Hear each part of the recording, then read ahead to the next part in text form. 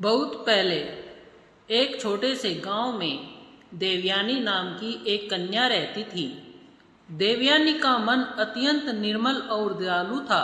वह रोज गंगा जल से भगवान शिव की पूजा करती और विशेषकर नाग देवता को दूध अर्पित करती थी।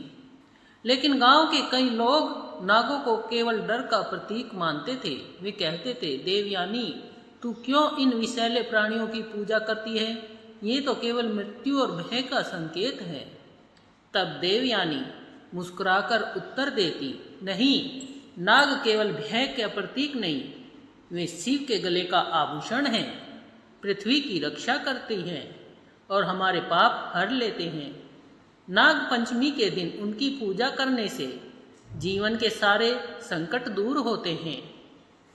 नाग पंचमी की रात जब गांव के सभी लोग सो रहे थे, देवयानी ने शिवलिंग पर दूध चढ़ाया और प्रार्थना की, हे नागराज, कृपा करो और इस गांव को समृद्धि और सुरक्षा प्रदान करो।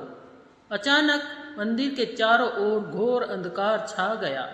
धरती कांप उठी, आसमान में बिजली कड़की और एक विशाल नाग प्रकट हुआ। उसका फन आकाश को ढक रहा था और उसकी आंखें दिव्य ज्वाला थी। गांव वाले भय से घरों में छिप गए, पर देवयानी निर्भीक खड़ी रही। विशाल नाग ने फुफकारते हुए कहा, देवयानी, तेरी भक्ति ने मुझे प्रसन्न किया। तूने भय के बजाय प्रेम और विश्वास से मेरी पूजा की। बता, तुझे क्या चाहिए? मुझे अपने लिए कुछ नहीं चाहिए।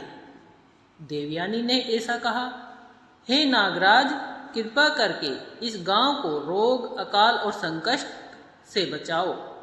नागराज ने अपनी दिव्य जीभ से शिवलिंग पर दूध की बूंदें गिराई।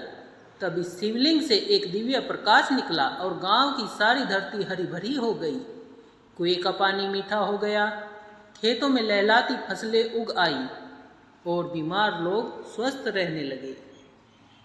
गांव के सभी लोग चकित रह गए। अब वे समझ गए कि नाग केवल भय का प्रतीक नहीं, बल्कि वे धर्म, रक्षा और समृद्धि के वाहक हैं। उस दिन से गांव में नाग पंचमी का पर्व बड़े धूमधाम से मनाया जाने लगा। लोग नाग देवता को दूध चढ़ाते हैं और आशीर्वाद पाते हैं। यह कथा हमें सिखाती है कि जब हम भय छोड़कर श्रद्धा और भक्ति से पूजा करते हैं, तो सबसे विषैला प्राणी भी हमारा रक्षक बन जाता है। बोलो शिव शंकर भगवान की जय। ओम नमः शिवाय।